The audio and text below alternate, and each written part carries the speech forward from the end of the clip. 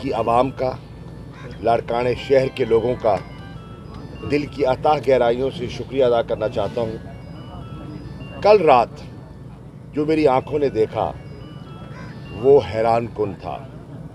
میں لاڑکانہ آتا رہا ہوں، میں لاڑکانہ کے مزاج کو، سیاسی تباہ کو سمجھتا ہوں۔ رتو ڈیروں سے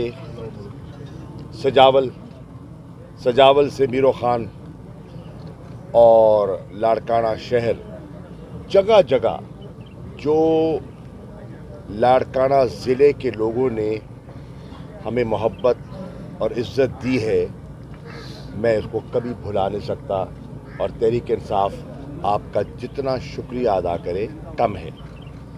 میں خراج تحسین پیش کرنا چاہوں گا منتظمین کو جنہوں نے یہ اہتمام کیا۔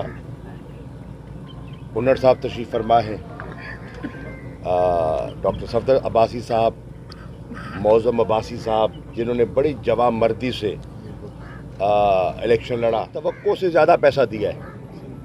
اور ہم پوچھنا چاہتے ہیں کہ 7ویں فائنانس ایوارڈ کے بعد سندھ جو ایک ڈیفیسٹ پروونس سے سرپلس پروونس ہوا، اس کا حساب تو دے پیپلز پارٹی کی گورنمنٹ۔ کہاں کیا وہ پیسہ؟ آپ اگر سرکار کا پیسہ ذاتی تجوری میں منتقل کر دیں گے تو سندھ کا خزانہ تو خالی ہوگا۔ 2008 سے جو پروونشل فائنانس ایوارڈ ہے وہ کس نے دینا تھا؟ وفاق نے یا سندھ کی حکومت؟ ڈیولوشن آف پارک کس نے کرنی تھی؟ وفاق نے یا سندھ کی حکومت؟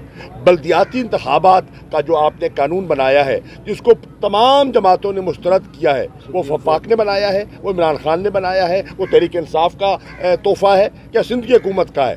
تو دیکھیے، لوگ آج بہت آگے جا چکے ہیں، یہ پرانی سوچ کے تحت سیاست کر رہے ہیں، سیاست آگے جا چکی ہے۔ چینل وہ خبر بھی بریک کی، عرض یہ ہے کہ اس کی تردید بھی آنی شروع ہو گئی ہے۔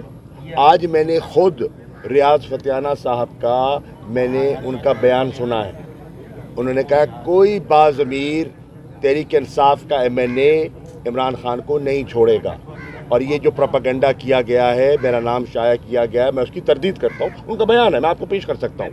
اسی طرح اور لوگ بھی کر دیں گے۔ ہاں، سندھ کے ایک MPA نے ضرور بات کی ہے، ٹھیک ہے، انہوں نے بات کی ہے۔